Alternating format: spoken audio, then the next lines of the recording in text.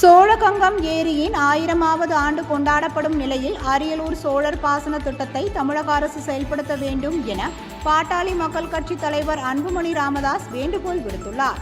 இது தொடர்பாக அவர் வெளியிட்டுள்ள எக்ஸல பதிவில், தமிழர்களின் பெருமையை உலகுக்கு உணர்த்திய மன்னர்களில் ஒருவரான ராஜேந்திர சோழன் 1025ஆம் ஆண்டில் பொன்னேரி என்றழைக்கப்படும் சோழகங்கம் ஏரியை கட்டி பாசன வசதியை ஏற்படுத்தி 1000 ஆண்டுகள் நிறைவடைந்துள்ளது.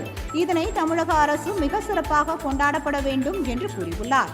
16 மைல் நீளமும் 3 மைல் அகலமும் கொண்டதாக வெட்டப்பட்ட சோழகங்கம் ஏரி தூர்வாரப்படாமலும் இந்த ஏரியுடன் இணைக்கப்பட்ட சோழர் காலத்தையே பாசன கட்டமைப்புகளும் ஏரிகளும் பராமரிப்பின்றி அழிந்து வருகின்றன என்று குற்றம் சாட்டியுள்ளார்.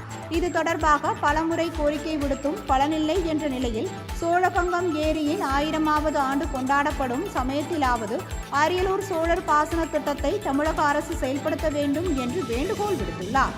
அது மட்டுமின்றி ஜெயங்கொண்டத்தில் செயல்பட்டு வரும் அரசு கலை அறிவியல் கல்லூரிக்கு ராஜேந்திர சோழனின் பெயர் சூட்டப்பட வேண்டும் என்று அரியலூர், பெரம்பலூர் மாவட்டங்களில் ஏராளமான வரலாற்று சின்னங்களும் தொல்லியல் முக்கியத்துவம் வாய்ந்த பகுதிகள் குறித்து ஆய்வு செய்ய வசதியாக வரலாற்றுத் துறையையும் தமிழக அரசு ஏற்படுத்த வேண்டும் என்று அந்த பதிவில் தெரிவித்துள்ளார்.